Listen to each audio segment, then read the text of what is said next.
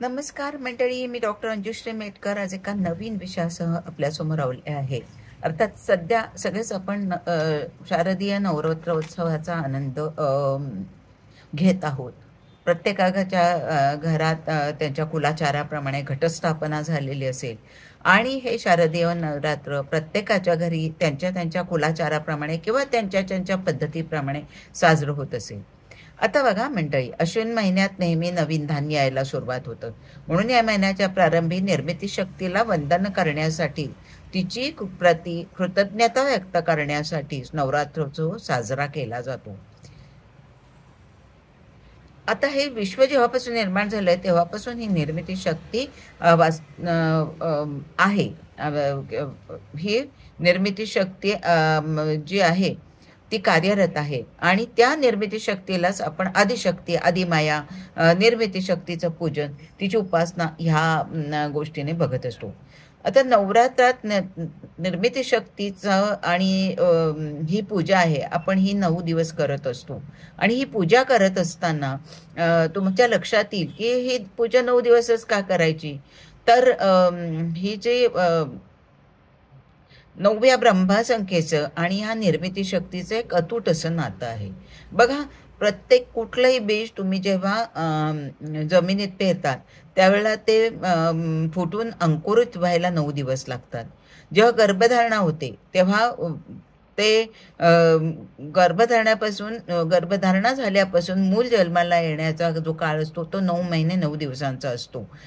आणि म्हणूनच आदिशक्तीची किंवा निर्मिती शक्तीची पूजा 9 दिवस केली जाते असं मला वाटतं. 9 दिवसांच्या या उपासनेला नवरात्रातही खूप महत्त्व आहे. दुर्गादेवी समोर आपण रोज अखंड दीप तेवत ठेवतो. धान्याची पेरणी करलेला घट बसवलेला असतो. तर आपण काय करतो, दुर्गादेवी समोर या घटाला आपण एक रोज माळा बांधत असतो. तर ही माळा सुद्धा 9 फुलांचीच असते.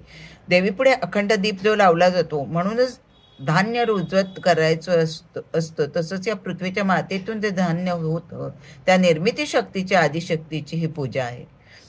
आणि शक्तीची, आदिशक्तीची ही जी उपासना आहे, पूजा करतो, ज्याच्याविषयी आपण जिची पूजा करतो तिच्याविषयी आपल्या मनात कृतज्ञता असणं, तिच्या कृतज्ञतेचा भाव असणं हे खूप गरजेचं असतं. आणि आपण हे जे नवरात्रात आता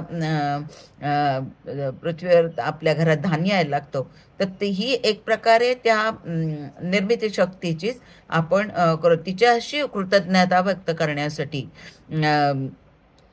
आपण हा उत्सव साजरा करतो असं मला वाटतं. आता मंडळी, निर्मिती शक्ती आपल्या प्रत्येकाकडे आहे, सृजनशीलता प्रत्येकाकडे असते. पण काही लोक सतत उद्योगशील असतात, तर काही लोक खूप मुलखाचे आळशी असतात. पण जर का आपल्या आयुष्यात एक चांगला आनंद फुलवायचा असेल, आपलं आयुष्य जर का सुखी करायचं असेल, तर तुम्हाला ह्या सतत उद्यमशील असणं हे फार महत्त्वाचं आहे. पण नुसतंच आपल्या जीवनात आनंद फुलवायचा नाही आहे आपल्याला, तर दुसऱ्यांच्या आयुष्यात जर का आपल्याला सुख निर्माण करायचं असेल, त्यांना आनंद द्यायचा असेल, तर आपण सतत कृतिशील असणं आणि सतत आपण काम करणं खूप गरजेचं असतं. आणि म्हणून ही निर्मिती शक्ती जी आहे ती आपल्याला कर्मयोगी राहा असा सल्ला नेहमी देते. अखंड ज्ञानाचा, सत्कर्माचा जो दीप आहे तो आपण या निर्मिती शक्ती पुढे किंवा आदिमायेपुढे अखंड दीप आपण चालू ठेवत असतो. आणि जशी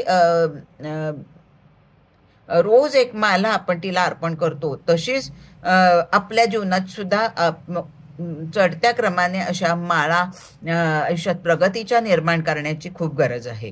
मंडळी, तुम्ही जेव्हा दुर्गा सप्तशतीचं महात्म्य बघता त्यावेळेला तुम्हाला हे गोष्ट लक्षात येतं की तिथे दुर्गा सप्तशतीमध्ये जो पहिला अध्याय आलेला आहे तो अध्याय मधुकैटभांचा वध. आणि ते सुद्धा कोण आहे, तमाधिष्ठात्री देवी जी आहे, रात्री देवी, तिच्या महाकालीच्या चरित्राशी संबंधित आहे. मार्कंडेय पुराणातील देवी महात्म्य हे राजा सुरथ नंतर समाधी नामक वैश्य आणि मेधा ऋषी यांच्यातील संवाद आहे. यातून पुढे ऋषी देवीचे महात्म्य सांगतात. ज्या वेळेला राजा सूरत हा अतिशय प्रजादक्ष असा राजा असतो आणि तो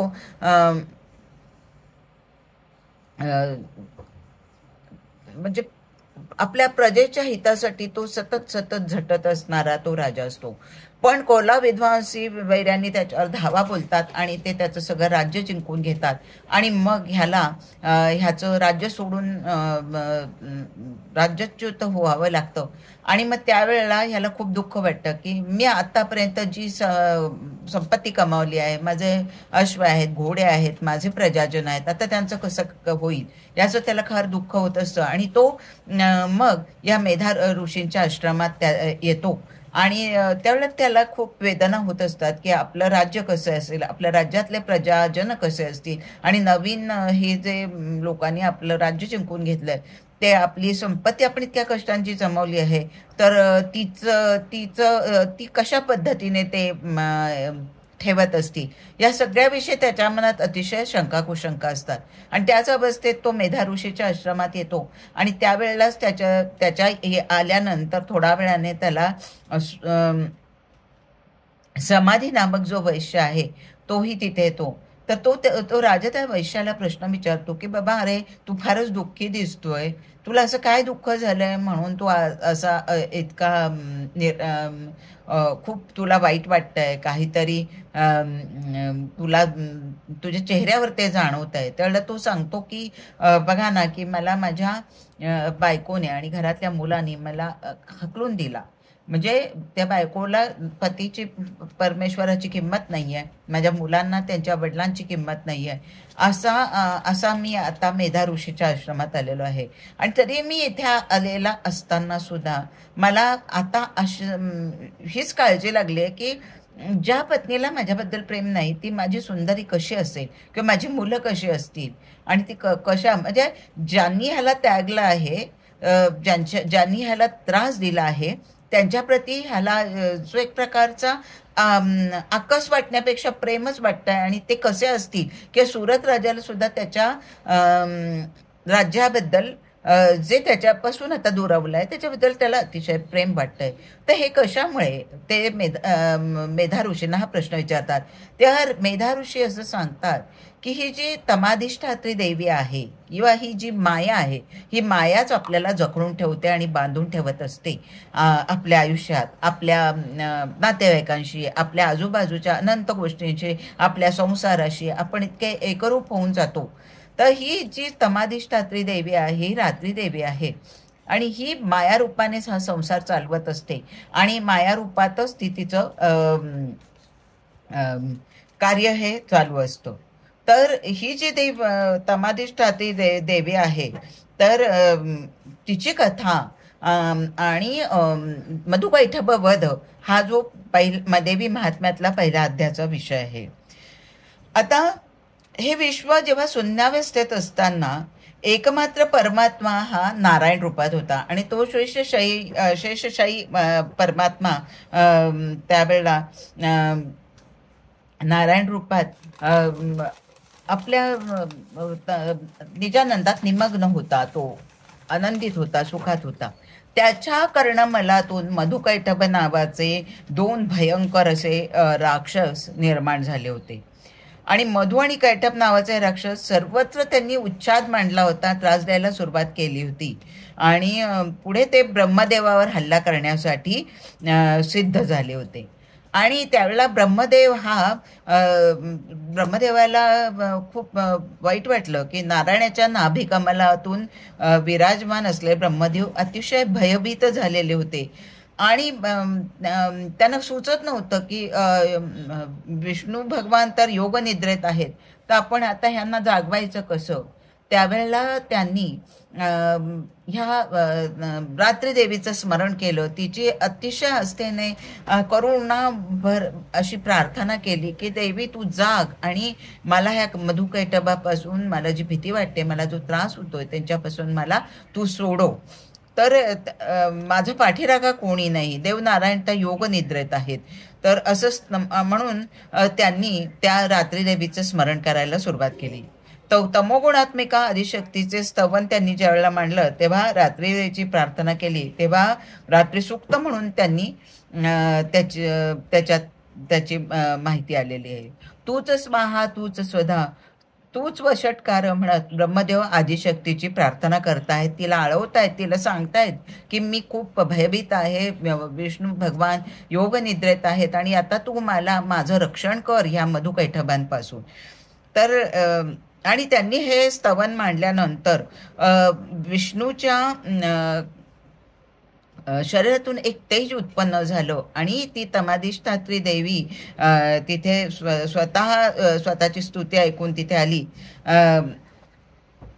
यथाशक्ती केलेले हे स्तवन आता असुरासी करी मोहन, सावध करावा नारायण असुर वधा करणे. स्तुती ऐकून नारायणांच्या अंतर्बाह्य व्यापून राहिलेली महामाया जी त्यांच्यापासून ती विलग झाली आहे आणि तमोगुणी देवी तत्काळ तिथे प्रकट होते आणि ती एका विशाल रूपात, महाकाली रूपात ती तिचं दर्शन देते. दशमुखी, दशपाद आणि 10 हात अशी ती देवी आहे. काजळासारखा काळा वर्ण आहे, तिच्या भोवया अशा वक्राकार आहेत आणि असे तिचं तेज भरपूर आहे. अशी ती महाकाली तिथे निर्माण झाली. तिच्याकडे कपाळी असलेला कुंकुम तिलक आहे ना, तो सुद्धा अतिशय भयंकर लालबुंद असा आहे. तिच्या हातात विविध आयुध आहेत, खडग, बाण, गदा, शूल, चक्र, शंख, धनुष्य, भुशुंडी अशी वेगवेगळी शस्त्र तिच्या 10व्या हातात शिर आणि नरकपालाचं सुद्धा तिच्या नरकपाल पात्र अशी आयुधे तिने धारण केलेली आहेत. अशी ही महाकाली जेव्हा नारायणापासून विलग होते आणि त्यावेळेला नारायण जागे होतात आणि मग ते पाहतात की अरे बापरे, हे मधुकैटभ हे ब्रह्मदेवावर हल्लाबोल करत आहेत आणि आता ब्रह्मदेव आपली प्रार्थना करत आहे. तेव्हा ते त्या महाकाली नारायणापासून वेगळे झाल्यावर ते जागे झाल्यावर मधुकैटभांशी युद्ध करू लागलेले आहेत. कोण? विष्णू भगवान स्वतः. आणि 5,000 वर्ष हे युद्ध चालू होतं आणि पण काही केल्या या युद्धाचा निर्णय काही होत नव्हता. मग महामाया पुढे झाली.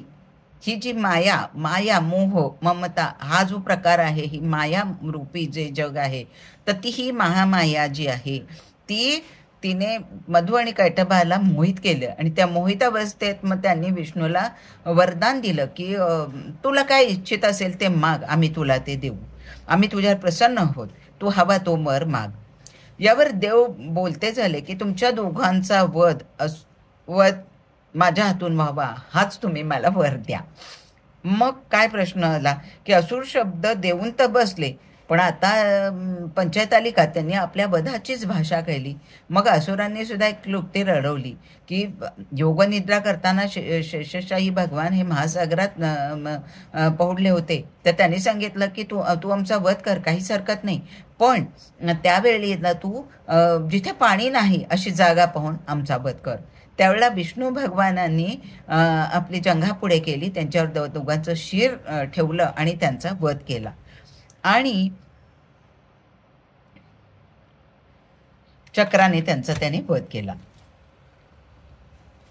तर ही जी तमोगुणी सर्वांना मोहून टाकणारी ही माया आहे, ती सर्व जगालाच व्यापून आहे आणि ह्या मायेचं स्वरूप म्हणूनच आपण इतके एकमेकांशी संलग्न आहोत किंवा लोक एकमेकांना म्हणजे आपण आपल्या कुटुंबावर प्रेम करतो, आपल्या मुलाबाळांवर, आपल्या जवळच्या लोकांवर आपलं जीवापाड जे प्रेम असतं ही माया आहे. शेवटी हा भास आहे, सगळा इल्युजन आहे हे सगळं. तर हेच यातून स्पष्ट होतं आणि म्हणूनच दुर्गा सप्तशतीतलं जे दुर्गा महात्म्याचा हा जो पहिला अध्याय तो हेच सांगतो की ह्या मायेने सर्व जग वेढलेलं असतं आणि म्हणूनच राजा सुरत जरी त्याच्या राजापासून च्युत झाला किंवा त्याला त्याच्या वैऱ्यांनी त्याच्यापासून राज्यच्युत केलं, तरी सुद्धा त्याला त्याच्या राज्याच्या प्रती प्रेम वाटतच राहिलं. ते आपले अश्व, घोडे, आपलं कमवलेलं धन किंवा आपलं प्रजाजन याविषयी तो कायम विचार करत राहतो. हे जे आहे किंवा ह्या घरातून काढलेला हा वैश्य आहे त्याला सुद्धा आपल्या मुलाबाळांप्रती, आपल्या बायकोप्रती इतका आदर वाटतो. तर ही जी आहे ही तीच मोहमाया आहे आणि ही सर्व जगाला लिप्त करून टाकणारी आहे.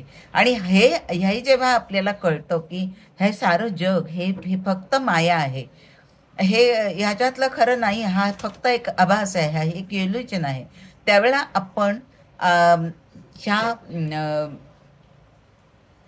इल्युजनपासून दूर जायचा प्रयत्न केला पाहिजे. आणि त्याच्यासाठी आपण आपली जी अध्यात्मशक्ती आहे, आपल्यातली जी आंतरिक शक्ती आहे तिचं स्मरण करावं. आणि हे स्मरण करताना आपण नवदुर्गांच्या रूपात तिचं जे स्मरण करतो तोच हा नवरात्रीचा उत्सव आहे. मंडळी, कशी माहिती वाटली जरूर कळवा. माझं चॅनल सबस्क्राईब केलं नसेल तर करा आणि बेल आयकॉन दाबा. नमस्कार.